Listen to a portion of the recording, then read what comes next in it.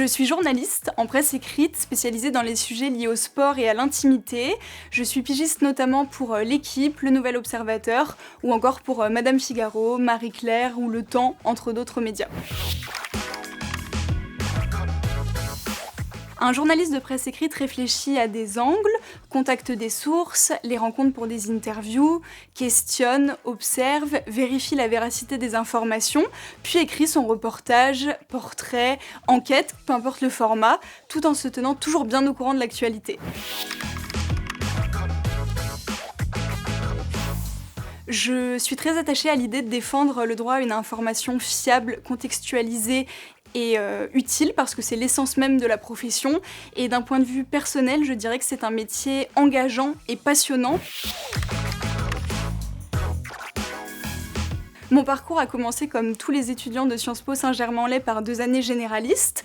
En 3e année, je suis allée à Madrid et à l'Université Complutense pour mon échange Erasmus. À la rentrée suivante, en 4e année, j'ai choisi la spécialisation métiers de l'Europe et de l'international parce que c'était le choix du cœur et que j'avais envie d'approfondir ma culture générale en géopolitique et en relations internationales. En parallèle, j'ai préparé les concours des écoles de journalisme et j'en profite pour recommander vivement la prépa de Sciences Po Saint-Germain-en-Laye dispensée par Madame Chavenat, parce qu'elle m'a parfaitement accompagnée pendant toute cette année difficile, qui a été finalement couronnée de succès puisque j'ai été admise aux écoles qui me faisaient le plus rêver. J'ai choisi de rester à Paris avec le CFJ, le Centre de formation des journalistes, et j'ai effectué une alternance en 2 ans au service société du Nouvel Obs, et j'en suis diplômée depuis septembre.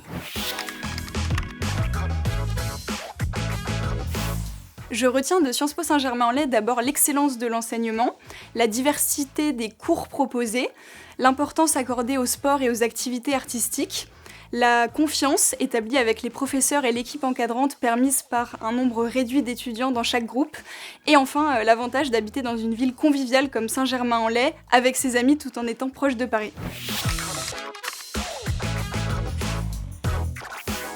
J'ai évidemment beaucoup de souvenirs marquants à Sciences Po Saint-Germain-en-Laye. Sur le plan académique, je retiendrai le projet culturel mené en 2e année avec Monsieur Pobel.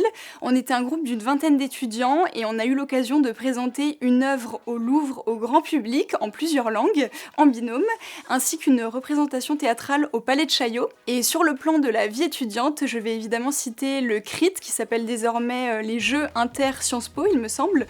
C'est ce week-end festif et sportif qui réunit des étudiants de tous les Sciences Po en France. Je l'ai vécu à la fois en tant que vice-présidente du bureau des sports et en tant que membre de l'équipe de tennis. Aux futurs diplômés, je dirais d'avoir confiance en vous, même si vous ne trouvez pas le contrat de vos rêves en sortie d'école.